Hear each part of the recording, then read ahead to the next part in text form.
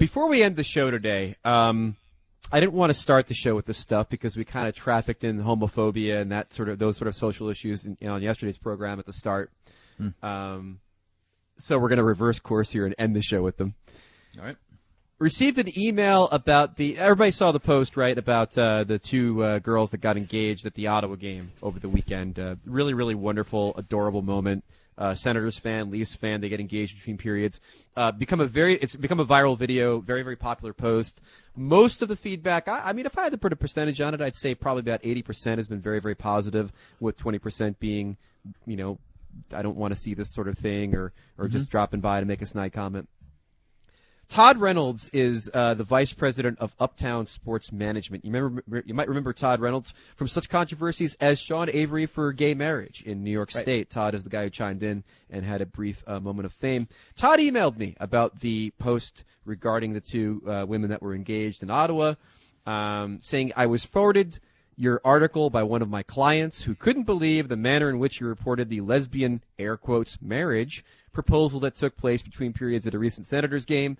Like many others, I was shocked and disappointed while reading your opinion. Adorable, to many it is not. Unnatural and immoral, yes. This is something that we do not wish to have our children unknowingly exposed to during a family sporting event.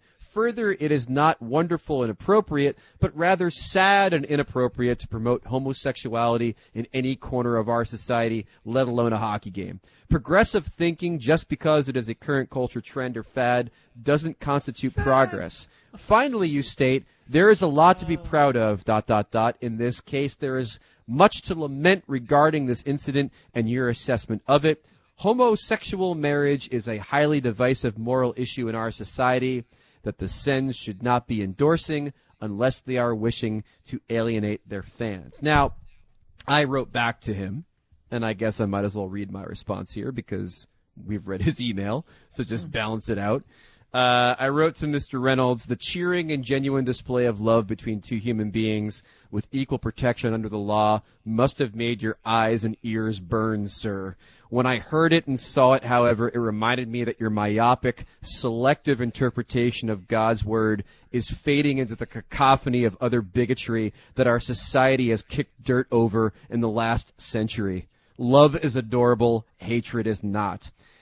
I thought the interesting thing about Todd's email, and I read it to let you know what some of the response has been, but also to kind of air that side of the equation and that side of the argument, because he's right, it is a divisive issue.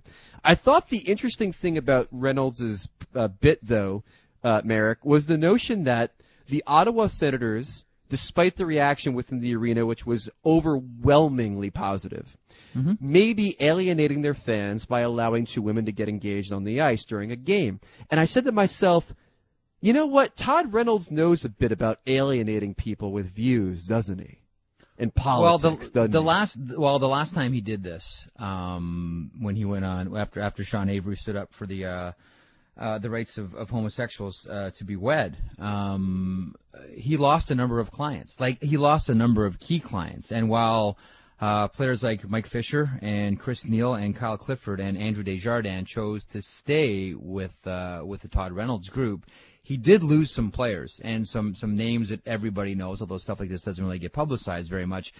Players do drop agents and go to new agencies all the time. But it was over this very specific issue that these four players stood up and left Todd Reynolds' group.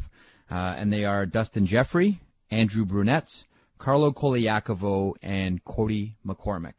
Chose, after the regrettable, lamentable comments by Mr. Reynolds, to leave that agency and find representation elsewhere. There were a number of other prospects that had just been drafted that chose to leave, some AHL guys as well. But as far as NHL names that you know, the names that left, Dustin Jeffrey, Andrew Brunette, Carlo Koliakovo, and Cody McCormick, chose to say, I don't want to be part of this. I know that we began the show with me in a dark place because it's my birthday, and I'm a cynical type, so that's just how it's going to be. But here are the things that warm my heart. It warms my heart that this guy and his views are the minority, and they are slowly and surely becoming irrelevant in this conversation. And it warms my heart that the Ottawa Senators allowed two women to get engaged on their home ice, and that it happened without incident. There wasn't a protest outside. There wasn't booing. There wasn't people throwing anything on the ice during it. It was accepted, and it was beautiful. And it must kill Todd Reynolds and any client of his that decided to send him my post. It must murder him that hockey is above and beyond the rest of the pack in sports when it comes to being progressive about these things. It must kill him. Because there's going to be some guy that comes out and says, you know what? I'm out of your league, sir. I'm flipping you the bird, and I'm saying I am never even having a conversation with you about doing business with your company because you are someone that I don't want to talk to. I would be very curious to see what happened if one of his clients came out. Let's say one of Todd, would he drop him? Would he stop representing him? I probably would. Sees it as immoral. But listen, man, I don't want to turn this show into politics, and I don't like bringing politics onto the blog either. You know what I mean? I mean, if you go back and look at the last election year, we had some Palin stuff on there and stuff like that. I'm pretty, out there with my politics. I'm a progressive guy, not so much fiscally, a little bit of a libertarian fiscally, but socially I'm very progressive. And I don't like to bring that a lot into the blog, but when it comes to this issue, I see it as a human rights issue. And I know that others don't, and I know that there's like people in the audience that are probably saying enough with the politics, blah, blah, blah, blah, blah, keep your gay stuff to yourself. That's fine.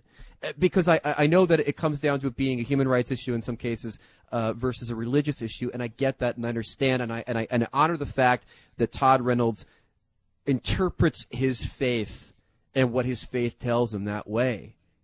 But the beautiful thing about humanity is that I can look at the same book and I can come away with something completely different. I don't think women need to be submissive to me just because the book says they do, because I don't think that's the way I interpret it, and I don't see God telling me that I have to view homosexuality in a certain way because there's a literal reading to it in the book, and I don't see it that way.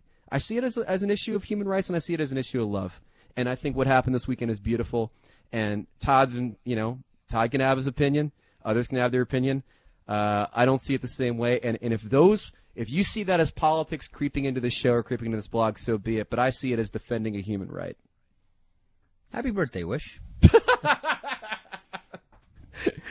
That's the show, everybody. Fighting. That was a great way to end the show, bud. I'm with you, and I think a lot of our listeners are as well. All right, man. Perfect. Buddy, on that one, I'm with you. I feel you. Todd Reynolds, much like stage fighting, you're evolving out of the game. You're evolving out of the conversation. All right, I'm Greg Wyshynski of Yahoo Homosexual Agenda. I'm Jeff Marek of Supporting Said Homosexual Agenda, courtesy of Sportsnet.